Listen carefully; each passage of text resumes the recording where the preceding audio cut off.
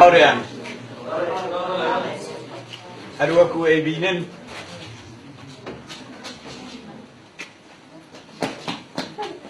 بە هیممەتی ئێوە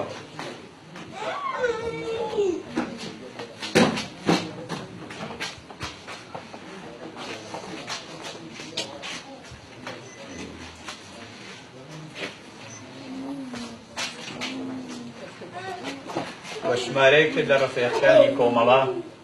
بالاخەرە دوای ڕەنج و مەرج زۆر تلڤیزیۆنی کۆمەڵە کەف دەکات.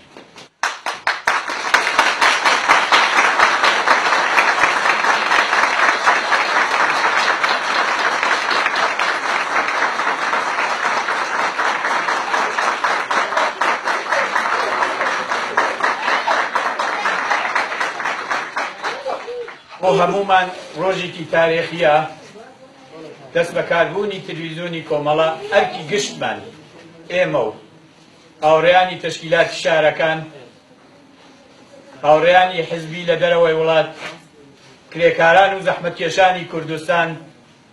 و کرێکاران و زەحمەتکێشانی ئێران زیاتر ئەکاتەوە. هەروەکو ڕزگار وتی تلڤیزیۆنی کۆمەڵە تلڤیزیۆنی بڵاوکردنەوەی حەقانیەتەکانە. تلڤیزیۆنی کۆمەڵە باسی ژیانی کرێکاران و زەحمەتکێشان ئەکاتەوە بەدووە. تەسویری کرێکار لە تلڤیزیۆنی کۆمەڵە بڵاو دەبێتەوە. هیوادارم دەم ئەرکە گەورەمە کە بە ئەستۆمان گرووە سەرکەوتوو بینە دەرەوە هەموو لایەکمان.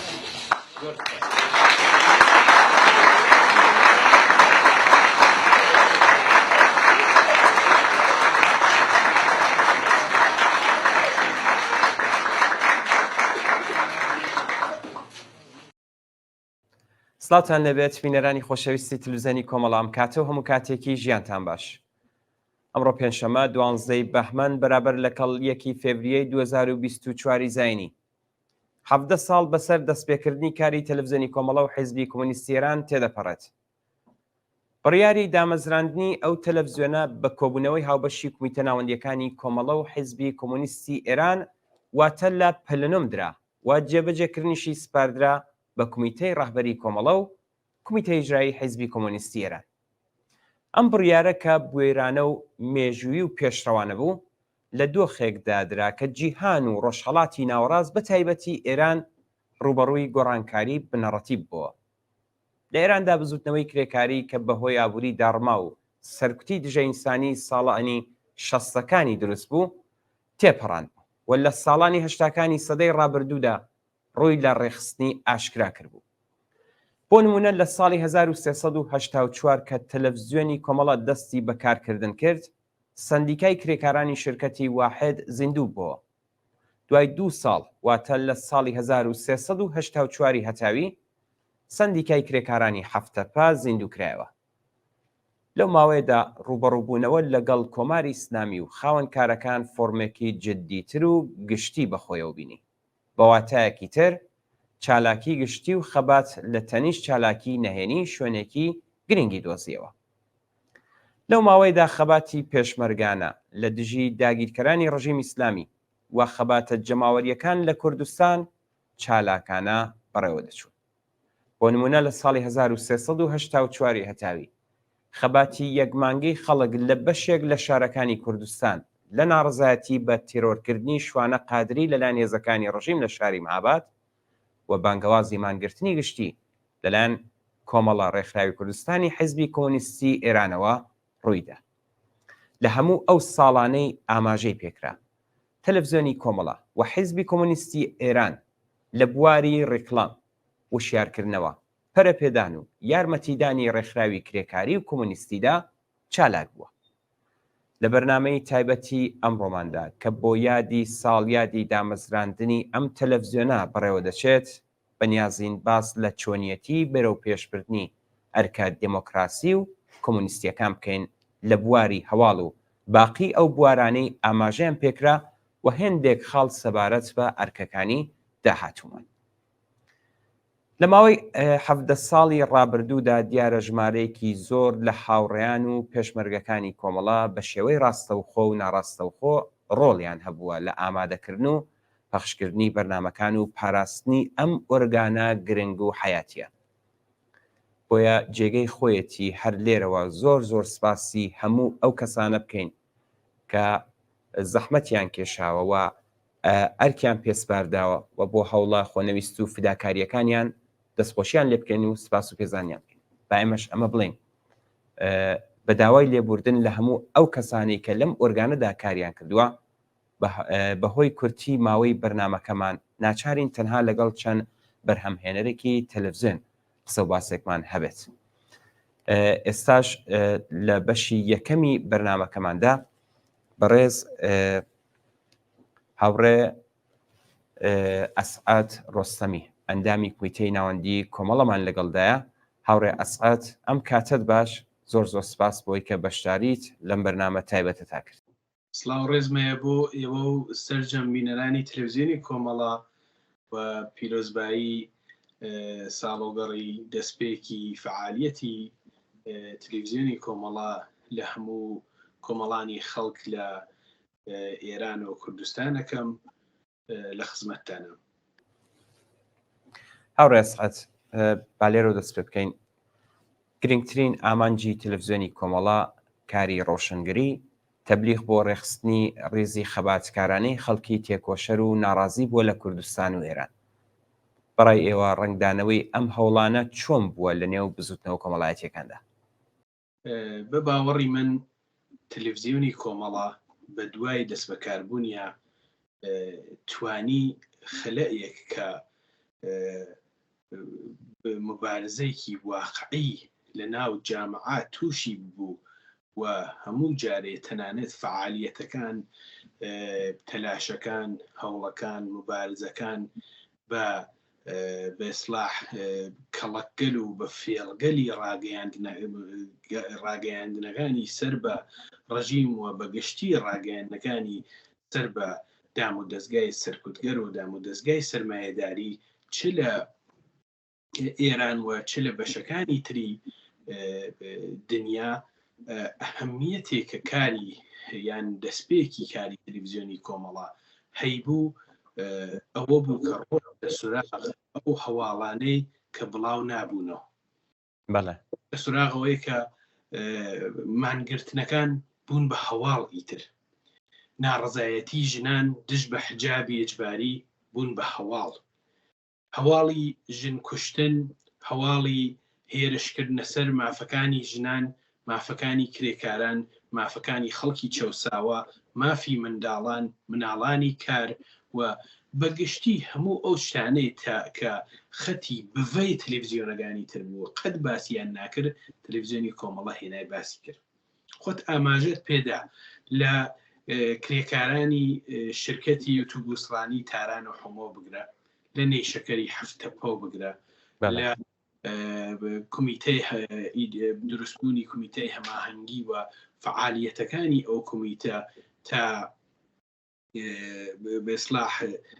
بۆ بەرەو پێشبردننی ئەرکەکانی خۆی بگرە، لە دروستبوونی شۆرای ژنانی شاری سنەوە بیگرە، لە فعالیەتەکانی باقی کرێکاران لە سەقزە و لە بۆکانە و لە مەهابادە و لە سەرجەم شارەکانە و هەتا ئەوەی کە ئەڕۆشتە دەرەوەی کوردستان و پێشتر باسم کرد لە تارانەوە بیگرێت، لە هەفتەپۆ بیگرێت، لە شوێنەکان ترە و هەموو ئەمانەی کرد بە هەواڵی واقعی و تەنیا هەوڵی نەدا بەڕاستی وەکو هەواڵ بڵاوی کاتەوە کە بڵێ بۆ نمونە لە هەفتەپە یان لە فلانە شاری ئێران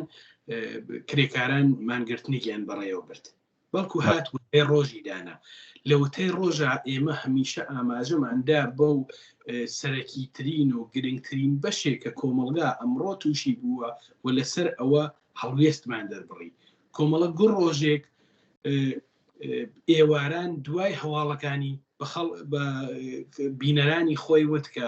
ئەگەر ڕووداوێک ڕوویداوە هۆکاری ڕوودانی ئەم ڕووداوە چ لە حازی مێژوییەوە بگرە چ لە حازی بێسلاح ئەو کات و ساتەویان ئەو ڕۆژە و ئەو اتفاقە کەوت بێت هەڵوێستی خۆی باس کرد. ینی خەڵکی کرێکار و زەحمەتکێش، خەڵکی تێکۆشەر، خەڵکێکە ئەم تەلەڤیزیۆنەیان ئەبینی گویان لە ئەخبارێکە بوو گویان لە هەڵوێستکەلێکە بوو کە پێشتر باسی لێ ناکرا پێشتر بۆ نمونە ئەتانم بێژم ئەسڵ دەور و نەخشێکە تەلەڤیزیۆنی کۆمەڵایی بوو ئەوە بوو کە وشەی کرێکار بوو بە ئفتخار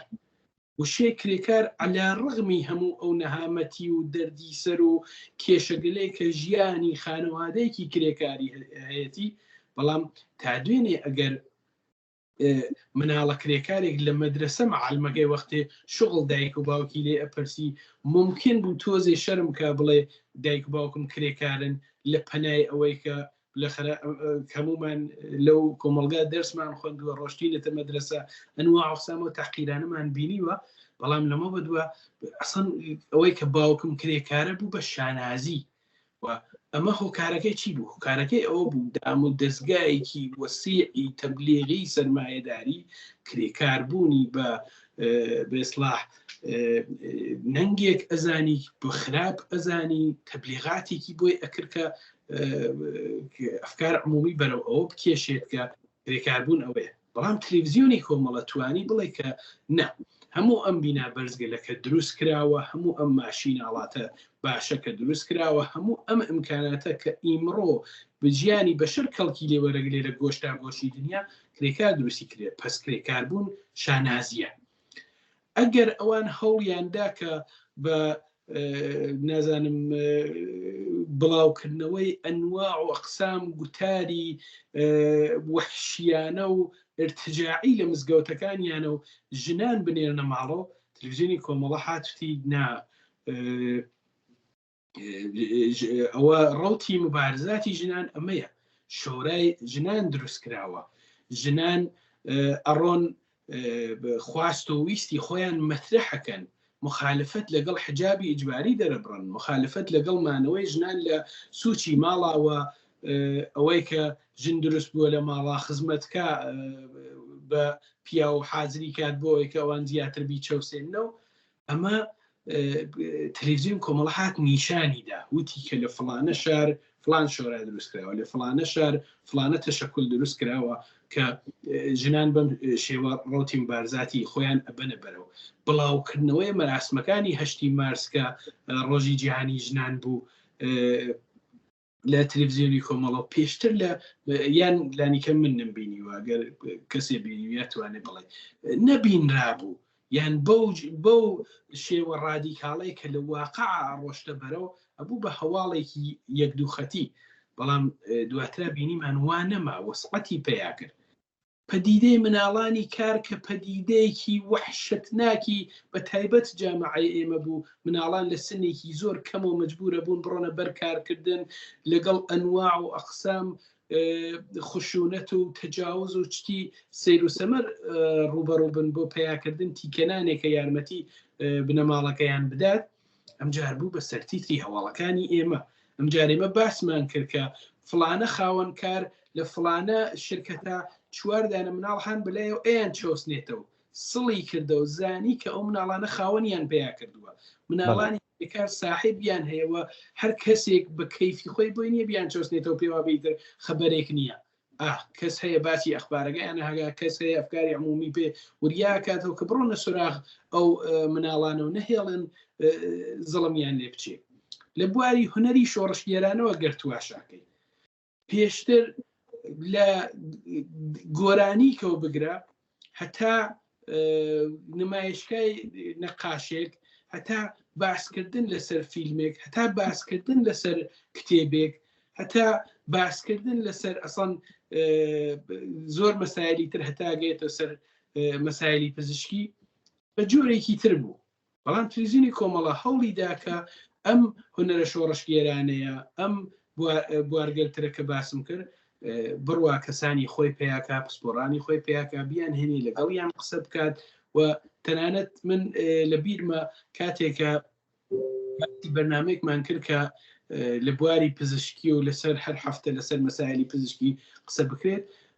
پاوڕێکمان کەو بەرنامە بەڕێوە بەر باسی ئەومان کرد کە بین ئەسڵەن باس لە ئەمڕۆ دەبێ ئەو کاتۆتمان ئەمڕۆ دەبێ قبوڵیکەین کە کۆماری ئیسلامی دەستی ناوەتە بینە قاقای خەڵک و بە واردکردنی ئەنواع ئەقسام داروی ئەکسپایر نازانم بردنە سەرەوەی وحشتناکی هەزینەکانی دەوا و دەرمان وای کردووە کە خەڵک بەڕەحەتی گیانیان لە دەستبن من ڕێگە گەلێک بە خەڵک بناسیێنین چارە سەرگەلێک بە خەڵک بناسیێنین کە لانیکەم بۆ نەخۆشینگەلێ سەرەتایی کە هەیەە بێ بە یارمەتی دەرێک بۆیان ڕۆشت سوراخ هونەرمەندگەلێکەوە کە بەڕاستی شوێنەکان تر نەیانەوێرە گوێ لە قسەیان بگرن ئەترسان کە ڕەخنەیان لێ بگرێ ئەترسان کە نازانم قسەکانیان بەدڵ نەوێەوە مەجبور بن بڵاوی نەکەنەوە لیان بەڵام ئێمە ڕۆشتینە سوراغیانەوە لە هونەرمەندگەلێکی بەناوبانگ وەکو شێرکۆ بێکەسە و شێرزاد حەسەنەوە بگرە هەتاکو تێتە سەر هونەرمەندگەلێکە لە ئاستی ئێرانە کەسانێکی ناسرااو بوون وتوانیمان ئەو گۆشەی کەوتم خەلای بوو لە تەلەڤیزیۆنەکان کراوە نیانەوێرا بڕۆنە سوراغیەوە ئێمە هاتین باسمان کرد بۆ ئەوەی کە خەڵک بۆیان گرنگ بوو کە بزانن ژیانی پێشمەرگە چیە پێشمەرگە چۆن ئەژیت لەم شەرایەتا کە جمهوری ئیسلامی هەموو تەبلیغیەوە بوو بەم یۆت منحەلە و بەو یۆت نازانم نەماوە بەو یۆت دوو نەفەرن هەڵاتون هەن لە ئەوروپا و ئەماکن و ئەوواکەن ئەو تەبلیغاتێک تلڤیزیۆن کۆمەڵە توانی بە خەڵک بڵێ نا ئەوە واقعیەتەکان ئەوەیە علا ڕغمی هەر کەم و کۆڕی و هەر شتێک هەبێ بەڵام دەنگی پێشمەرگە بە جمهوری ئیسلامی و بە دام و دەستگای سەرکوتی و هەر شتێکە گرتوێتیە پەر نەیتوانی وە ئەو کینە ئەو قسەی ئەوان کەەوە منحەل بوونەوە نەمان و چەوچەوەمانە بڕاتە بەرەوە پێشمەرگە هات لە تلڤیزیۆنی کۆمەڵە قسەی خۆی کرد پێشمەرگە هات باسیەوەی کرد کە ئەگەر چەکێک لە شانیە بۆچی ئەو چەکەی هەڵگردووە ئایا هەڵی گردووە کە خەڵکی پێ بکوژێ نا بەڵکو هەڵی گرووە کە دفاع لە خەڵکێکی کرێکار و هەژار و بێدەسەڵات بکات کە جمهوری ئیسلامی شارەکەی و وڵاتەکەی و دەور ماڵەکەی و هەموو ژیانی ملیتاریزە و کردووە بە زمانی چەک لەگەڵی قساکات و بەگشتی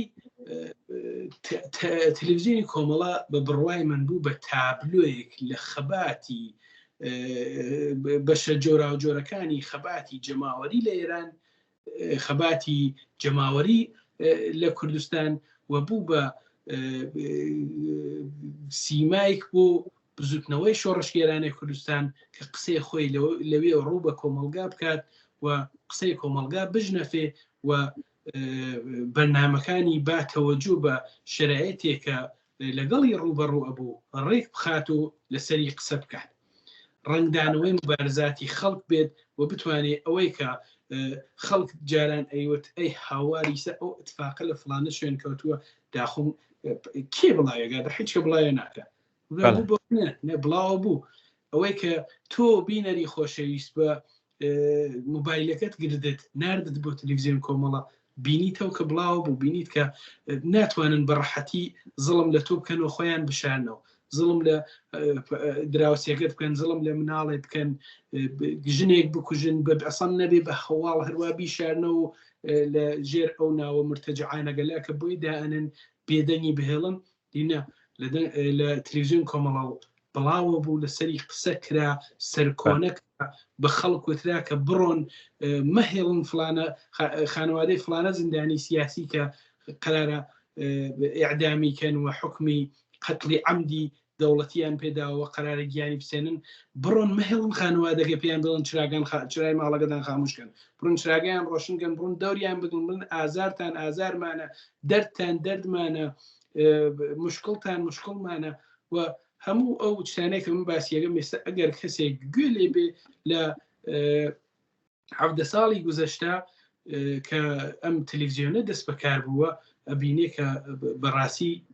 وەکو ئالبۆمێکە کە وەرەق وەرەق ڕۆیتە بەرەو تووشی ئەو کینابی تووشی ئەو واقعیەتە ئەبی کە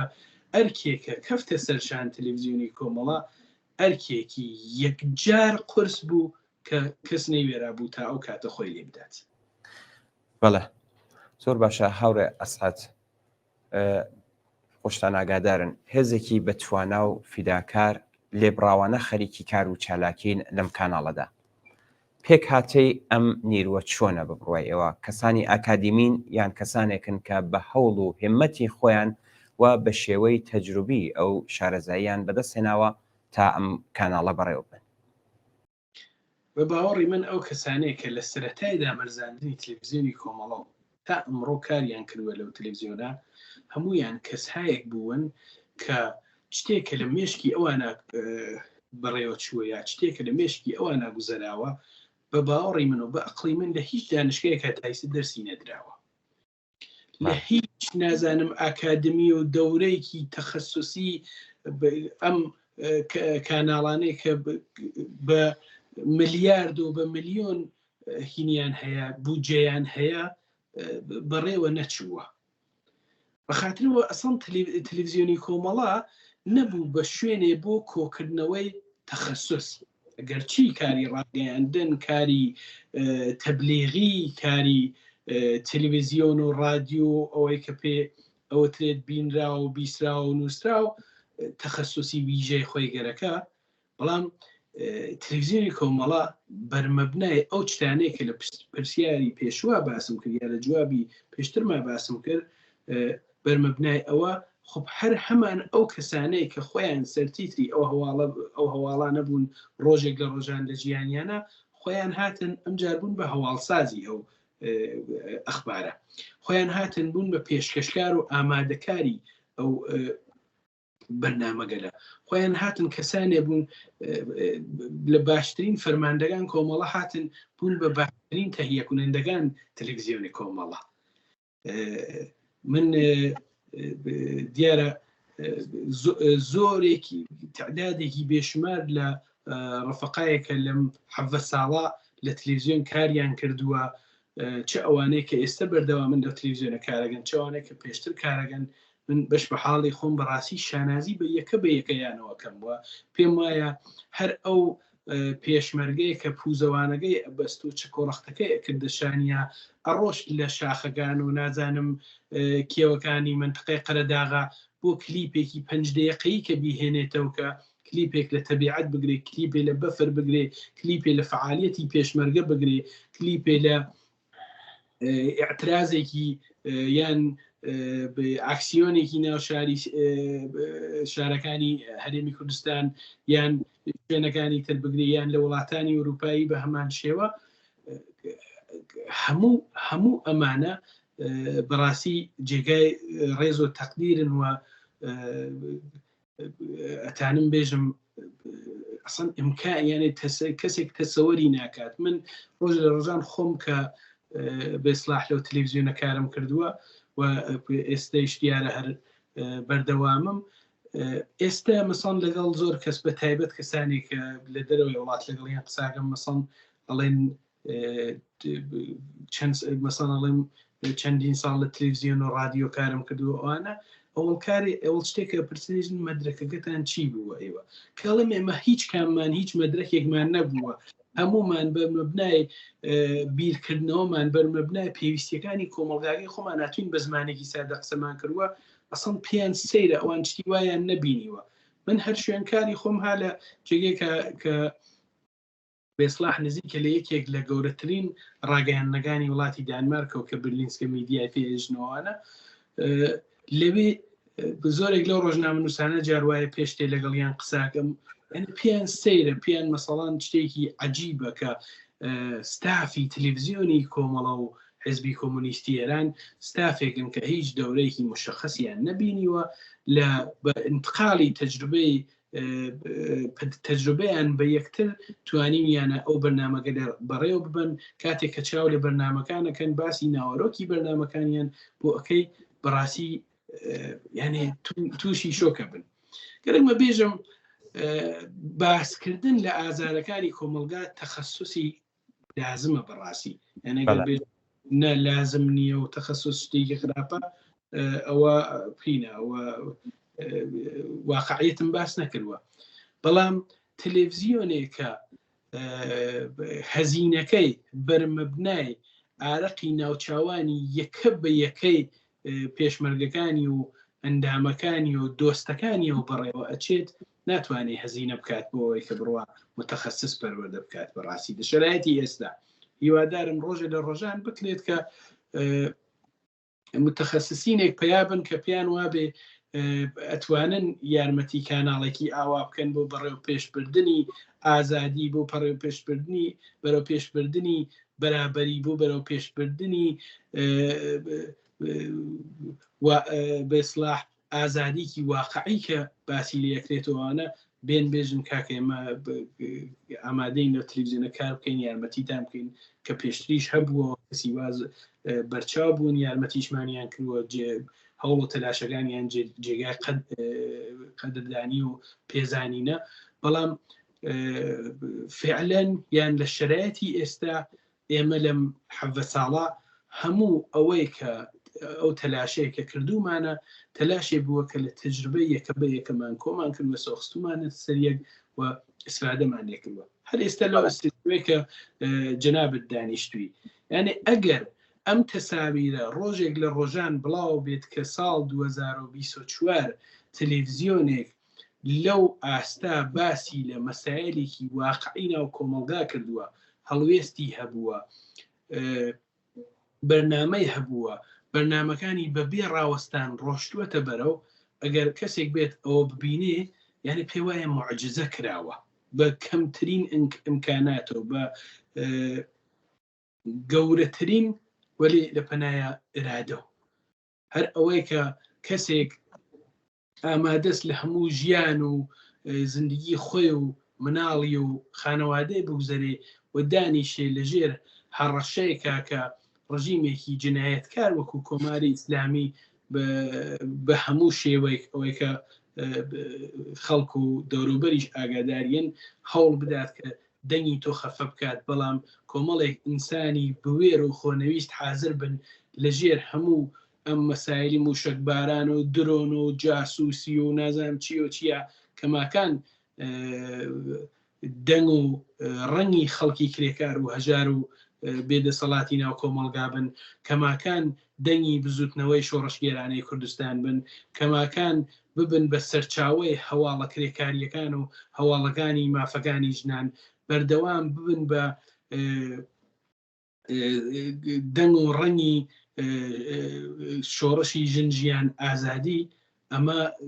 کارێکی گەورە و جێگای ڕێز و پێزانینە و من بەڕاستی وەکو خۆم وەکو کەسێکە ڕۆژی لە ڕۆژان بە بەردەوامی لەو تەلەڤیزیۆنە کارم کردوێت و ئەوانە شانازی بە یەکەی ئەو ڕفیقانە و ئەەکەم کە لەگەڵیان کارم کردووە هەتا جەنابەت کە ئێستا لەگەڵ تۆ بەرنامە بە یەکەوە بڕێوە بین.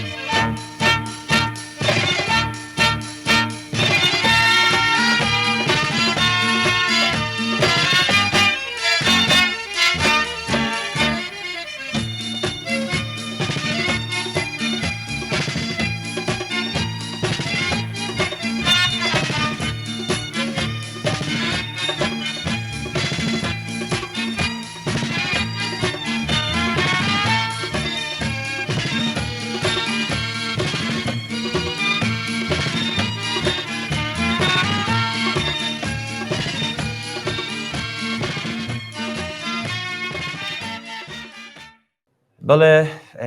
زۆر سپاس دەکەین بۆ هاوڕێنی هاوکارم لە بەشی تەکنیک و مونتاژ بۆ ویددیوانی کە بڵان کرەوە دەستخۆشی و مادوونەبوونیان لێ دەکەم. ئێستاش لەم بەشەدا هاوڕێی هاوکارم گوڵناز گوڵمحەممەدی بەرپرسی بەڕێوەبەری تەلەڤیزیۆنی کۆمەڵە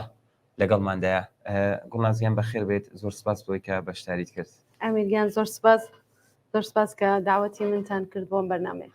زۆر سپاس بەخێر بێت. گوڵنازیان ئەمڕۆ حەفدەهەمین ساڵیادی دامەزراندنی تەلەڤیزیۆنی کۆمەڵی سەرەتا پێم خۆشە بزانم قسەت لەم بابەتەوە چییە؟ ئەمیرگیان زۆر سپاس جارێکی تر بۆیەوە بۆ هاوڕێیانی هاوکارم کە هەوڵی زۆر چانداوە ئەم بەرنامەیە ڕێکخۆین و ساڵێتر لە هەوڵ و تێکۆشانی کاری تەلەڤیزیۆن بۆ خەڵک و بۆ بینەرانی خۆشەویست بخەینە ڕوو. سەرەتا پێم خۆشە لێرەوە یادێ بکەین لە هاوڕێی هەمیشە زیندوو و هاوڕێی فەرهادی شەعبانی یادی بەخێر بێت کە یەکێک بووە لە ئەو کەسانەی کە دامەزرێنەر و هەوڵدەری ئەم بەرنامە تەلەڤیزیۆنە بووە کە تەلەڤیزیۆن دابمەرزێت و دەنگی خەڵکی کرێکار و زەحمەتکێشی کوردستان و ئێران بێت. بۆیە من بەڕاستی لێرە کە باسی کافەرات دەکەم زۆر دڵم پڕەوێت، چون بەڕاستی هەمومان کافەرات کەسێک بوو کە هەمومان ئاموزشدا کە لەم تەلەڤیزیۆنە کارکەین، دڵسۆز بین، تێکۆشەر بین و زۆرتر هەوڵ بین بۆ کارەکانی تەلەڤیزیۆن و بۆ باشتربوونی کاری تەلەڤیزیۆن. سەرەتا ئەوە بێژم کە ئێمە وەکو تەلەڤیزیۆنی کۆمەڵا وەکو کەسانێک کە کارەکەین لەم تەلەڤیزیۆنە ئەرکێکی زۆر قورس لەسەر شانمانە. خۆت دەزانی کە من و تۆ ڕۆژانە بەیەکەوە کارەکەین، هەموو ڕەفیقانەی کە لێرە زەحمەتی زۆرە کێشن، کەسانێکن کە لە هیچ شوێنێکی تر ئاموزشیان نەبینیوە، ئەوەی کە بێژین ئاکادمی چوونە شوێنێک ئاموزشیان بینیوە، ئەوەی کە فێر بوون هەمووی هەوڵی ڕەفیقانە بۆ کەسێک چوەسە شوێنێک ئاموزشی بینیوە و ڕەفیقەکانی فێر بووە. مەبەستمەوەی کە بێژم ئەگەر کارەکانی تەلەڤیزیۆن تا ئێستا تا ئەم مەقطعە هاتووەوە من و تۆ لێرە دانیشتوین و بە ئەمنیەتەوە خەریکین ئەم بەرنامەیە زەبتەکەین هەوڵ و تێکۆشانی هەزاران هاوڕێمان بۆ کە ئێستا لەوانەیە لە لای ئێمەشان نەبن، لە دەرەوەی وڵات بن یان لە شوێنێکی ترا بن، بۆیە کەسانێکی زۆر لەم تەلەڤیزیۆنە زەحمەتیان کێشاوە تا ئیمڕۆ تەلەڤیزیۆن بێتە ئەم شوێنە. تەلەڤیزیۆنی کۆمەڵا لە سەرەتای دەستپێکیەوە کە ئەم کاتی ئێمە لێرە نەبووین، هەرچەنەمە بیرەوەری هاوڕێیان و هەروە ئەو کارانەیە کە ئێستا لە ئارشیڤی تەلەڤیزیۆنی کۆمەڵا هەیە زۆر هەوڵی داوە کە دەنگی کرێکاران، ژنان، خەڵکی زەحمەتکێشی بێت و دەنگی ئەو کەسانە بێت کە ناڕازین لە کۆماری ئیسلامی، دەنگی لاوان بێ، دەنگی جین و توێژەکانی ناو کۆمەلگا بێ. هەوڵەکانی تا بە ئەمڕۆ بێ ئاکام نەبووە. ئەگەر ژنێک ئێستا لە کۆمەلگا ناڕازیە حتمەن لە تەلەڤیزیۆنی کۆمەڵا شتێکی بینیوە، ئەگەر لاوێک ئێستا لە کۆماری ئیسلامی ناڕازیە حتمەن بە بیرەوەری بنەماڵەکەی هەر بە بینینی تەلەڤیزیۆنی کۆمەڵا شتێک فێر بووە. هەمیشە تەلەڤیزیۆنی کۆمەڵا دەنگی کرێکاران بووە، دەنگی خەڵکی زەحمەتکێش بووە کە لەژێر باری قورسی خەفەقان و نەهامەتی و ئەو کۆسپانە بووە کە کۆماری ئیسلامی بەسەریان نادای سەپاندووە. ئەگەر چاوی لێکەین ئێمە لە تەلەڤیزیۆنی کۆمەڵا خۆتە زانی وتم وەکەوەی کە من و تۆ هاوکاریەکی نە بەرنامەکانی ئێمە و بینەران و بەرنامەکانی تر زۆر زەحمەتێک کێشی بۆم تەلەڤیزیۆنە. ئەو تەلەڤیزیۆنە ئەگەر تا ئێستا هاتووە بە هەزینەیەکی زۆر کەلانی دەرەکی نەبووە، بە هەزینەیەک بووە کە لە هاوڕێیانی خۆمان وەکو عەزای خۆمان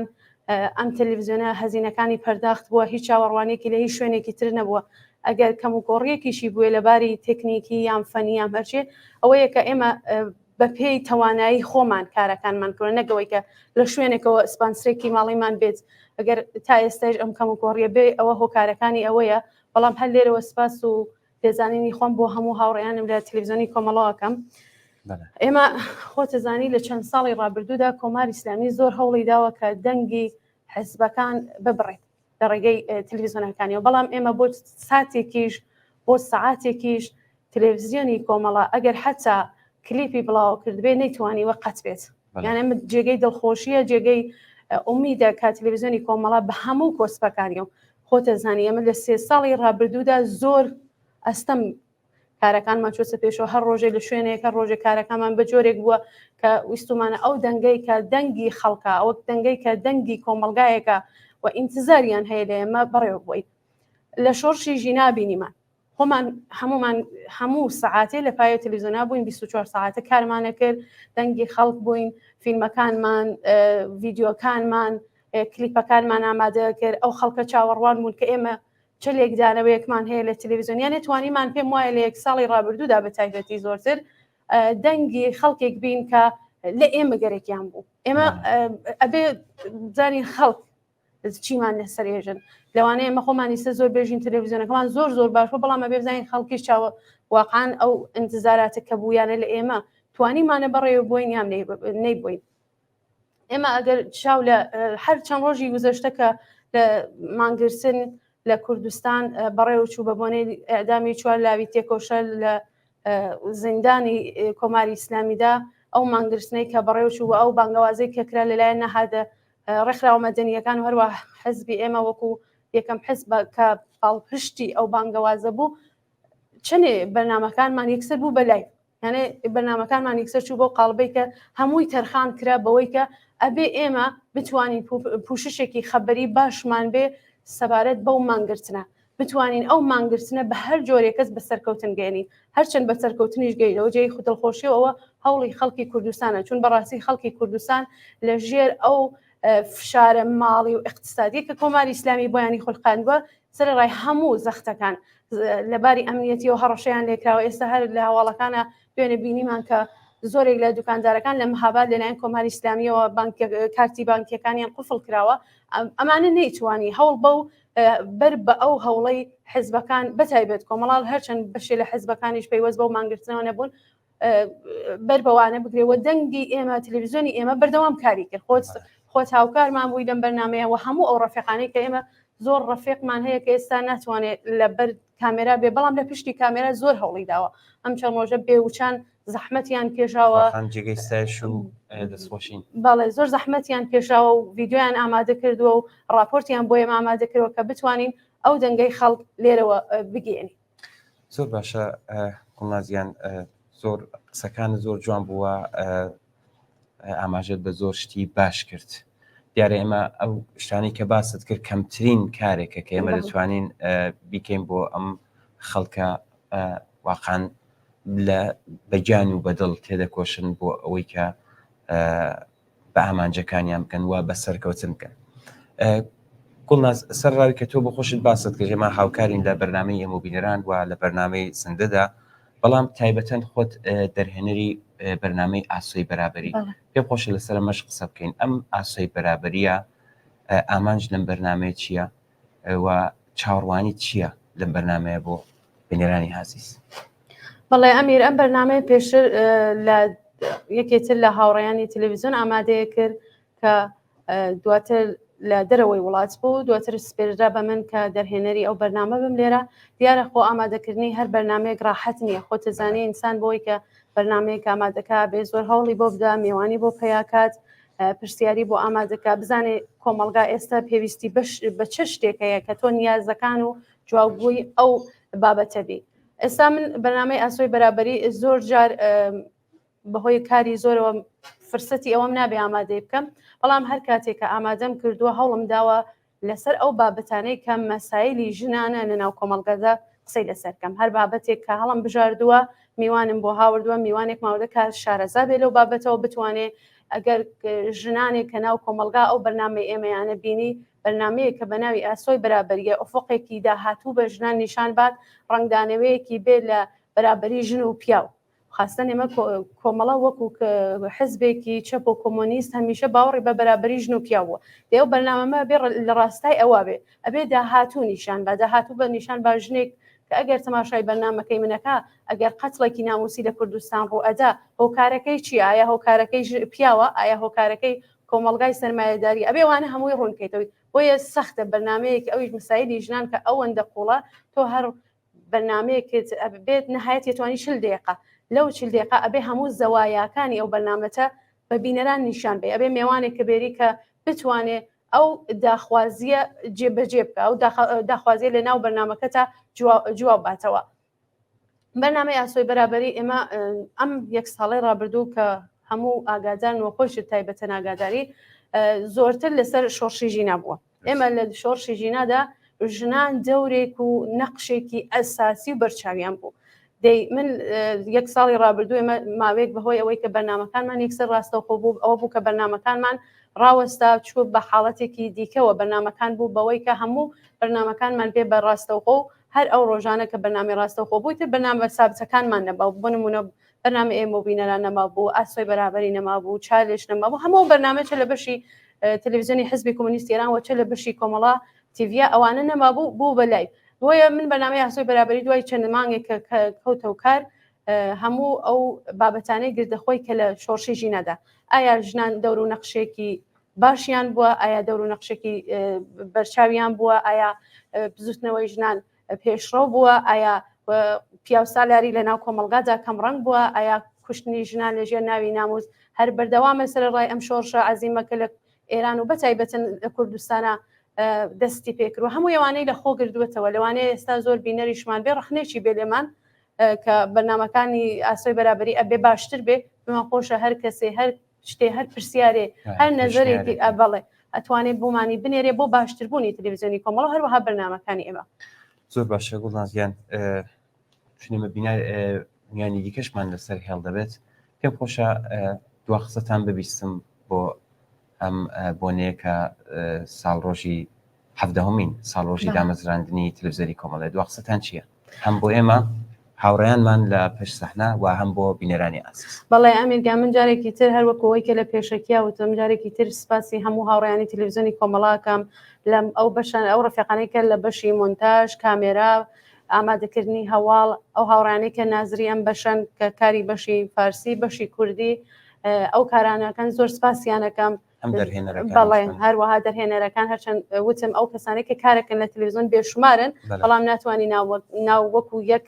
ناو بووی بەڵام سپاسی هەموو لایەکەکەم کە لە هەر شرایەتەکە هاوکار و هاوڕێ و دڵسۆزی ئەم تەلەڤیزیۆنە بووم هیوادارم هەر بەردەوام بن هەروتم وەکو هەمیشەیە گەر ڕخنێ شتێکیشمان بێ پێمان خۆشە هەر کەسێک و هەر بینەرێکی ئازیزمان وەکەوەی کە دوێنێ لە بەرنامەی ڕاستەوخوا زۆر پەیاممان بۆ هاتوو سپاسی تەلەڤیزیۆنی کۆمەڵایان کردو کە ئەم دوو ڕۆژە بێوچان هەوڵیان داوە دەنگی خەڵک بن بەتایبەت ئەو مانگرتنەی کە لە چەند ڕۆژی ڕابردووە بەڕێوەچووە پێم خۆش بوو هەر ئاماژەی پێ بکەم کە تەلەڤیزیۆنی کۆمەڵا دەنگی کرێکاران ژنان کۆڵبەران حتا باسی لەسەر محیتە زیست مانگرتن مناڵانی کار حتا ئێمە بەرنامەمان هەیە بۆ احتیاج کە هەم بە بەشی فارسی هەم بە بەشی کوردیە هێوادارم بتوانین جوابگوی نیازی کۆمەڵگا بین و بەرنامەهای تریشمان هەیە کە خۆیشت ئاگاداری ئێمە لە شۆڕشی ژیناکە دەستی بێکرد دوای چەندمان خەڵک داوایان لێمان کرد کە یادی هاوڕێیان دووبارە زیندوو بکەینەوە وتمان کە ئێستا مەجال هەیە و 600 لاوی ئێمە لە شۆڕشی ژینادا بەدەستی جەلادانی کۆماری ئیسلامی بە قەتڵ گەیشتون با ئێستا یادی هاوڕێیان زیندوو بکەینەوە کە خۆت ئامادەکاری مونتاژکاری خۆت هەوڵی زۆری بۆ ئەدەی وەسپاس دەکەین کە هەوڵێکی بێوچانە دەی لە بەرنامەی یادی هاوڕێیانە و بەرنمەکەی چی کە بە زمانی فارسیە هاوڕێی ئەسری قادری ئەویش ئامادەکاری ئەو بەرنامەی بۆیە ئەم ساڵ بەرنامەی تازەمان بۆ هاتووە بەرنامەکانی لەوانەیە لە داهاتویشە بدوانین بەرنامەی تازەتر بۆم تەلەڤیزیۆنە ئامادە بکەین. بەڵێ زۆر زۆر سپاس ئێمەش دەستخۆشی لە تۆ دەکەین ماندوونەبوونی لە تۆ دەکەین سپاس بۆی کە بەشدار بوویت لە بەرنامە تایبەتەدا. زۆر سپاس بۆیەوە بۆ هەموو هاوڕێیانی هاوکارم لە تەلەڤیزیۆنی کۆمەڵە و ماندوونە بن. زۆر سپاس. بەڵێ عەزیزان دووبارە لە بەشی ئۆتاقی فەرمان پێیان وتم کە ڤیدیۆیەکی تریان ئامادە کردووە ئەم ڤیدیۆیە ببینین دواتر دێنەوە خزمەتتان.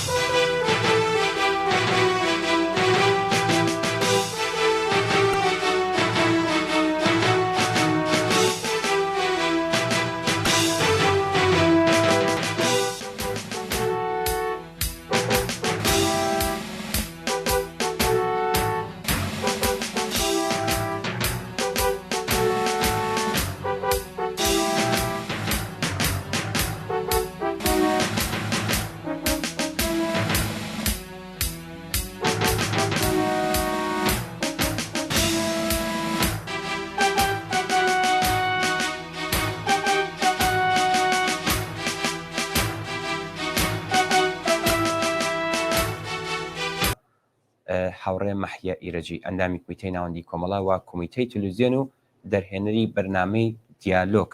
لەگەڵماندایە. هاوڕە مەحیە ئەم کاتت باش، زۆر سپاس بۆی کە بەشداریت لەم بەرنامە تایبەتەتا کرد. با لێرەوە دەست پێ بکەین هاوڕێ مەحیە، هەروەک ئاماژەی پێدرا 17 ساڵ لەوە پێش تەلەڤیزیۆنی کۆمەڵا دەستی بە کارکردن کرد. ئامانج لە دامەزراندنی ئەم کاناڵە چی بوو لەو سەردەمەدا؟ ئەو کاتتان باش. پێشێکی پێم خۆشە ببوونەی 17 ساڵی پێکاتنی تەلەڤیزیۆنی کۆمەڵا کە دواتریش بوو بە تەلەڤیزیۆنی کۆمەڵا و حیزبی کۆمونیستی ئێران لەلایەن خۆمەوە لە هەموو خەڵکی کوردستان و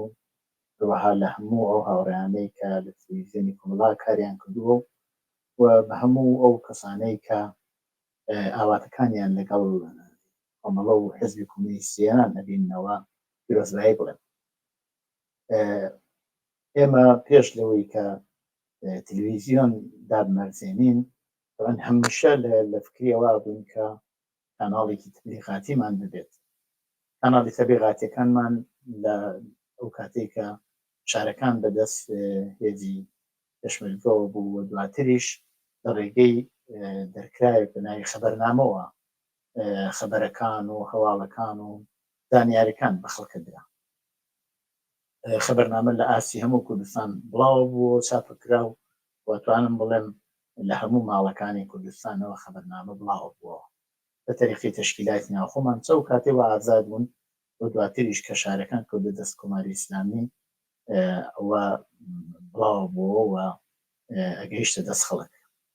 دواتر بیرۆکەی دامەزراندنی رادیۆ هاتە گۆڕێ. خودی ئەو مەسەلە بۆ ئێمە مدەتێک توولی کێشە. طبعاً با تۆزبووەی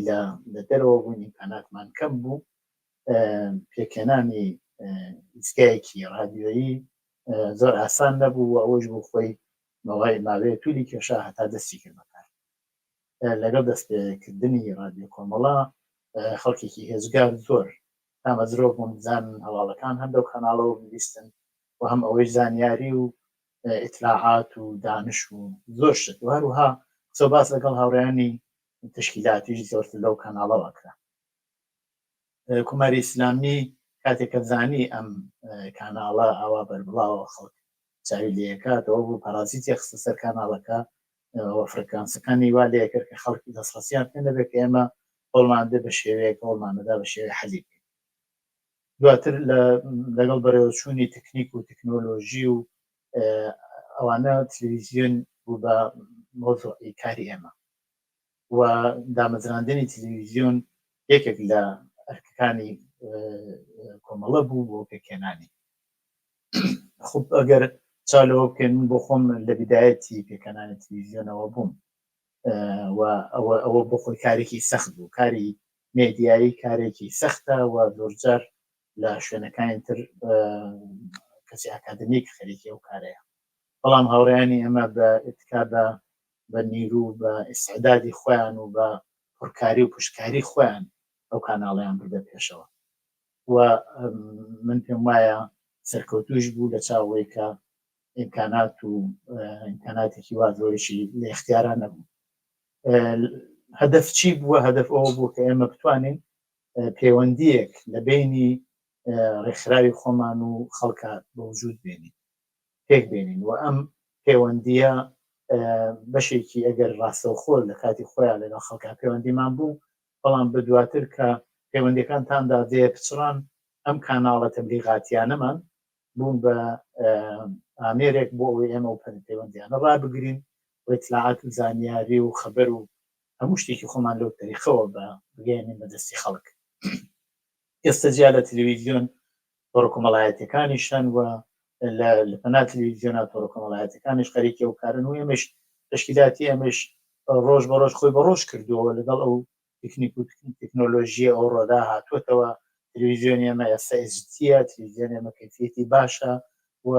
لە زۆر شوێنەوە لە کاناڵهای مختلفەوە چ لەسەر ئینتەرنێت و چ لەسەر ساتەلایت و لە زۆر کاناڵی ترەوە حتا لە گوشی دەسی بڵاو بێتەوە و ئێمە هەوڵمان داوە لەو ڕێگەوە پەیوەندی خۆمان لەگەڵ خەڵک ڕابگرین. زۆر باشە هاوڕێ مەحیا بێگومان کاناڵێکی تلڤزیۆنی وەک کاناڵی کۆمەڵە کە بە ئیمکاناتێکی سنووردارەوە خەریکی کارە و وەک کاناڵە تەبلیغاتیەکان ساپۆرت ناکرێ بەردەوام بەرەڕووی گەلێک ئاستەنگ دەبێتەوە خۆتان ئاگادارن چۆن توانیوتانە بەسەر ئەو کۆسپانەدا سەرکەوە بڵێ لە پرسیاری ئێوەدا کە باسی وەتان کردووە کە ئێمە ساپۆرت نەکراوین من پێم وانیە وایە بێت ئێمە ساپۆرت کراوین بەڵام ساپۆرت کراوین لەلایەن خەڵکەوە یعنی بەبێ پشتیوانی خەڵک هیچ وەخت ئەم تلڤیزیۆنە و ئەم کاناڵانە ئێمە نەیتوانیوە یەک ڕۆژیش ئیدامەکاری خۆی درێژە پێ بدات ئەوەی وا ئێمەی تا ئێستا گەیاندووە و بەردەوام بووین و بەرنامەکەمان بووە بە چقڵی چاوی دشمن و هەر ڕۆژێ بە شێوەیەک هەوڵ ئەدابی بەستێت ئەوە ئەو پشتیوانی خەڵکەیە پشتیوانی خەڵک هەمیشە زۆر گرنگ بووە و ئێمە توانیومانە بە هێزی خەڵک ئەو کاناڵەمان ببینە پێشەوە طبعاً مشکلاتی ماڵی مشکلاتی پرسنلی هەیە تۆ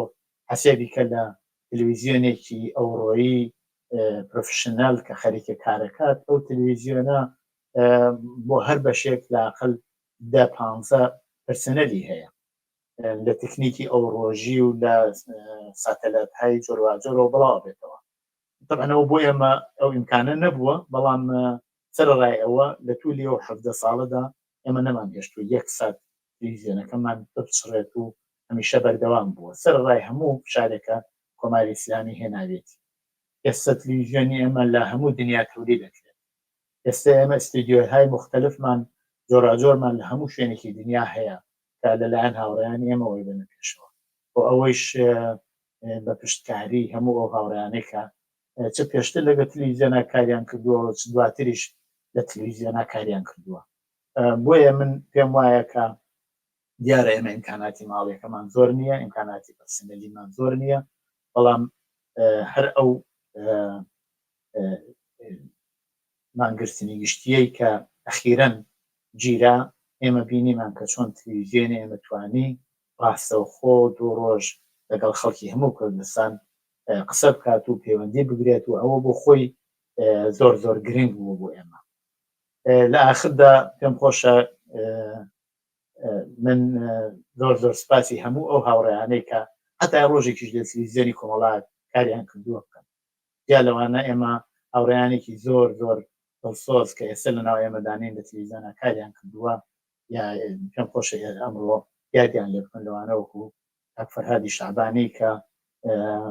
ڕوخساری ناسراوی تلڤیزیۆنی کۆمەڵە بووە و هەمیشە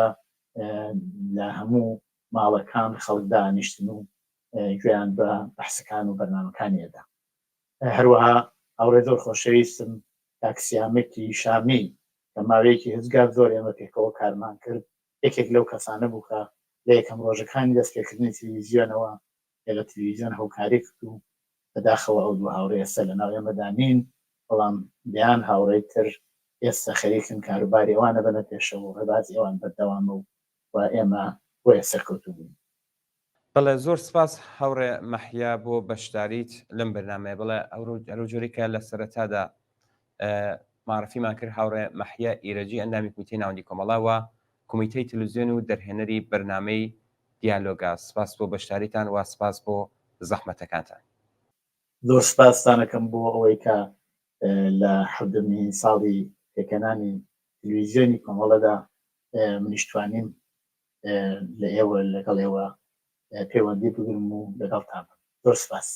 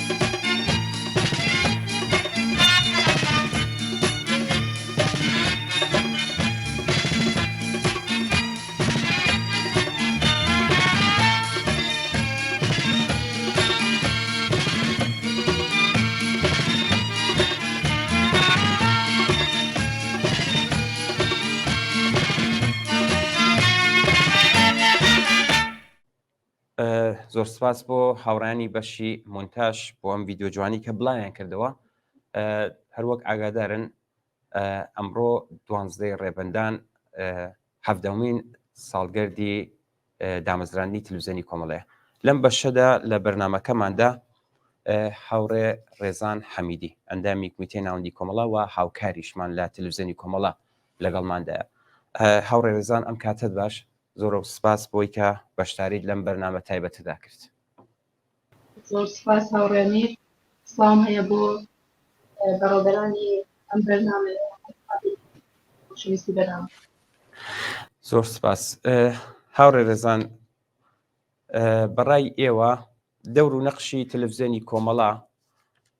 تا ئێستا چۆن بووە؟ پێتان وایە ئامانجەکانی پێکابێت لە ماوەی ئەم 17 ساڵەی کە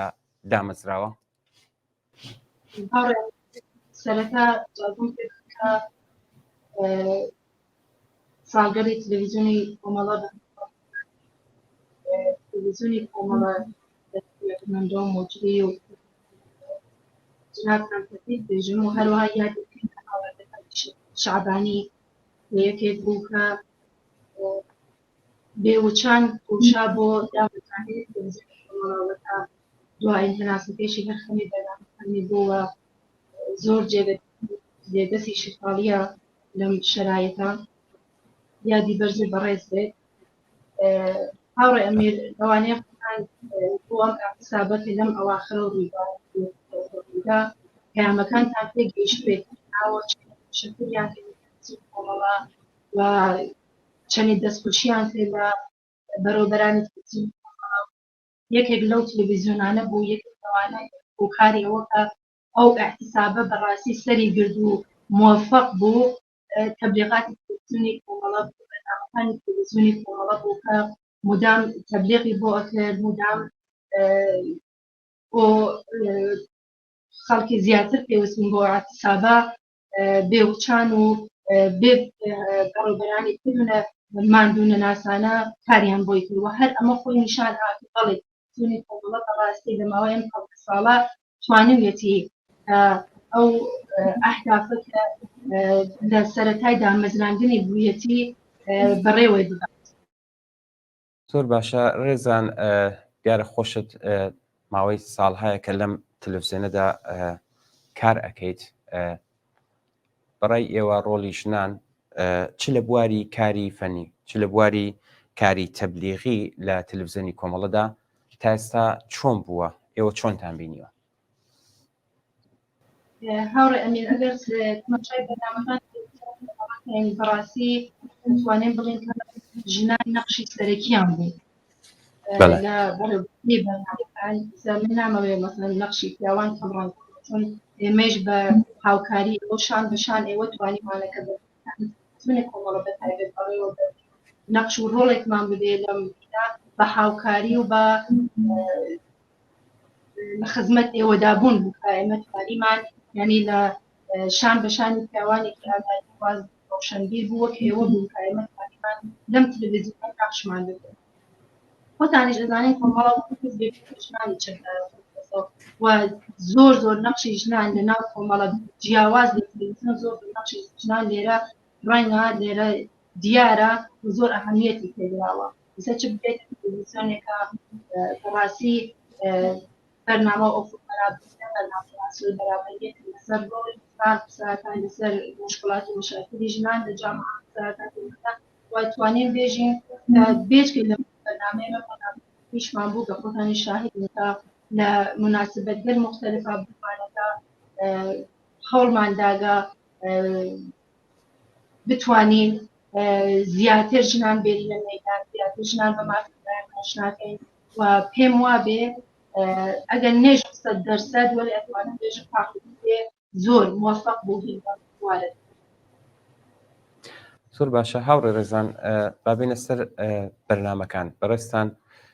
دەرهێنەری دوو بەرنامەی بەشی فارسین بە ناوی بەرنامێکیان بە ناوی ئوفقی بەرابەری بۆی تریشان جۆنبشی کاریگەری. پێم باشە پێم بڵێ کە ئامانج لەم بەرنامانە چییە و چاوەڕوانیتان لە بەرنامەکە چیە؟ دیارە ئەم بەرنامانە لە بەشی فارسیدا بڵاو دەبێتەوە، ئەگەر دەکرێت لەسەر مەش قسەمان بۆ بکەین. هەڕ ئەمێ بەرنامەی ئەوکۆ بەرابەری بەناوەکەشیا دیارە زیاتر لەسەر بەرابەریی مقدار لەسەر ئێمە سایمان کردن لە بەرنامە زیاتر ئاسوودێک بوون بێنێک مشکلاتی ژنان بێ باسی پێن بێ ئەوەی کە ڕاکارێکمان بۆ یا دانیشین یەکسەر باسی ناومیدی ژنان بێن باسی نازانم چەساندنەوەیان باسیمانمانە هەموومان دەزانین ژن لە جامعی چەساوە هەست باشە ئێمە تین لەو بەرنامەی ئۆکۆ بەرابەریە ڕێگە حەلگە نیشان ئاینتە کارشناسی لە کاتەوە زیاترمان کە بێن لەو بەرنامە سەفەرمە ڕێگە حەل نیشان ئەو جامعە بە تایبەت ژنان بێن لە بەرنامەی ئۆکۆ جومبشکاردێریە ئەمشە راوکات دارە ئێمە تین مەسائلێک کارگەریەوە بەرنامە باسەکەین هەندێک بەرنامچە ئێمە میێوانگەلێکمان هەیە کە هەر کام لە بوارێکا شارەزاییان ئێمە لە چەند بەرنامێکا ئێستا لەسەر ڕۆ بزاکەشمان جمشید مهمەد ڕاهێک زۆر هاوکارمانەوە و کەسی زۆر شارەزایە نقطە بە نقطایان ڕێز مەسائلەکان ئێمە شیەکەینەوە لەو بەرنامە و دوایی وەک بنیامێک کۆمۆنیست و چەپ ڕێگە هەلاک زۆر باشە هەورە ڕێزان دووە قسەتان چییە بە بۆنەی ئەوەی کە ئەمڕۆ ساڵگەردی حەڤدەمین ساڵیادی دامەزراندنی تەلەڤیزیۆنی کۆمەڵەیە هیوادارم ئەمە لە شرایطی زۆر سەختین لە هیچ کاتێکا لە هیچ شرایطێکا تەلەڤیزیۆنی ئێمە نەخەوتووە دەنگی ئێمە نەبەسراوە هیوادارم ئەو ڕفیقانە کە لە تەلەڤیزیۆن کارەکەنمان ناسانە کارەکەن بەردەوام بن کارەکەنیان هیوادارم نمونەیان زۆر بێ بۆ کۆمەڵە چون بەڕاستی لەم شرایطەکە ئێمە تێداینیستا لەوانەیە زۆر لە تەلەڤیزیۆنەکان داخرابێ بەخاطر شرایطی وەلێ ئێمە هەوڵماندا کە تەنیا ڕێگەمان کە دەنگمان بگایە بە خەڵک ئەم تەلەڤیزیۆنەیەوە هیوادارم ئەو ڕفیقانە ئیستێش کە ماندوونە ناسانە خەریکی کارەکەن بەردەوام هیوادارم سەرکەوتوو بن چون بەرنامەکانی تەلەڤیزیۆنی کۆمەڵە لە پەیامگەلێک قسمانەکەی بەڕاستی ڕوو بە لەو جامعە جوابی داوەتەوە ئێمە نمونەگەری زۆرمان پاسمان لە عقیدابەکان هەر من خۆم لە واحد خەبەرە کارەکەم بۆ ئەم اعتصاباتە ئێمە لە بەیانیەوە یعنی خەبەرمان پێگەیشت بۆ تەلەڤیزیۆن فیلمان بۆ هەنار بۆ تەلەڤیزیۆن یعنی هەموو کە مەسەڵەن خەبەرەکانیان ئەداتمان بۆ تەلەڤیزیۆن بوو دیارە مەسەڵەن ڕنگدانەوەی زۆری لەو هێنا جایگای خۆی هەر موفق بن زۆر باشە خۆشتان دیارە ئاماژتان پێدا من دەبایە سەرەتا بمکوتە ئێوە خۆتان لە بەشی دەرهێنەری هەواڵەکاندان خۆشتان ئاماژتان پێدا ئەگەر لەسەر ئەمە قسەتان هەیە لە بواری دەرهێنەری هەواڵ بفەرمونون ئەگەرش نییە واحد خەبەر لە سێ بەش کارەکەن ینی سێ بەشە لیدەکان بەشی فارسی کوردووە ئاپدێتی سایتەکانە کارەکەین من منابع مشخص خۆمان هەست بۆ وەرگرتنی هەواڵ شاید لێرە جێبێ نەبێت بڵێ منابگە لە مشخص خۆمان هەست دوایەوە لەو منابع خەبەرەکانمانەوە صحت خەبەرەکان مطمئنە کە لە صحت خەبەرەکان مطمئنی خەبەرەکان داڕژین سەر بە زمانی فارسی یا کوردی یا مثلا بە فارسی بێ بەشکردیات تەرجمەیەکەنەوە بە بەشکردی ئەیدەم بە سایت وە دوای سریە ڕێزەکاری من بازی سریەکات لێرە جێبێنێ بچم ئەو خەبەرانە ئامادە بێت و بۆ مجری بەرنامە شاید مثلا من قسەم کرد زۆر خولاسەوار و دەمەڵێ لەوانەیە بکەکەنەوە کارێک زۆر قورس نییە وەڵێ ئەم کارەکە من لە عەرز چەند ثانیە کاتەوە ڕۆژانە لەوانەیە 6 تا 7 ساعت وەخت ئێمە بگرێت ئێمە کاری زۆر باشە ئێمەش لێرەمان دەنوبینیتان پێ دەڵێن هیوادارین کە هەر بژین و بمێنن بۆمان زۆر سپاس بۆ هاوڕێی هاوکارمان ڕێزان حەمیدی ئەندامی کمیتەی ناوەندی کۆمەڵە سپاس بۆ بەشداریتان زۆر سپاس بەڵێ زۆر سپاس بەڵێ بینەرانی ئازیز دیارە ناوبڕێکمان هەیە ئەو ناوبڕۆش هاوڕانی هاوکارم ڤیددیوەیەکیان هەر لەسەر ئەم ڕاستایە کە باسەکەمان لەسەر دامەزراندنی ساڵیادی دامەزراندنی تەلەڤیزیۆنی کۆمەڵەیە ئەمە ببینن دواتر دێنەوە خزمەتە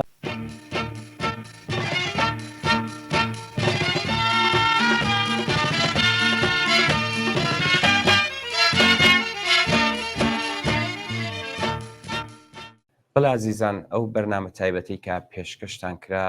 بە بۆنەی 17مین ساڵیادی دامەزراندنی تەلەڤیزیۆنی کۆمەڵە بوو کە هیوادارین جێگەی ڕەزامەندی ئێوەی خۆشەویستیش بوو بێت. دووبارە جارێکی تر هەر لێرەوە داوای لێبوردن لەو ئازیزانە لەو کەسانە دەکەین کە ڕۆژێک لە ڕۆژان لەم ئۆرگانەدا کاریان کردووەوە زەحمەتیان کێشاوە بەهۆی ئەوەی کە ئێمە بەرنامەکەمان کورت بووە نەمانتوانیوە بەشداریان بکەین لە بەرنامەیەدا، بەڵام هەر لێرەوە دەستخۆشییان لێ دەکەین و ڕێزیان لێ دەگرین و سپاسیان دەکەین.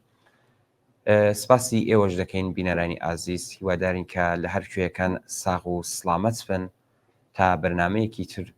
هەر شاد و بەختەوەر بن.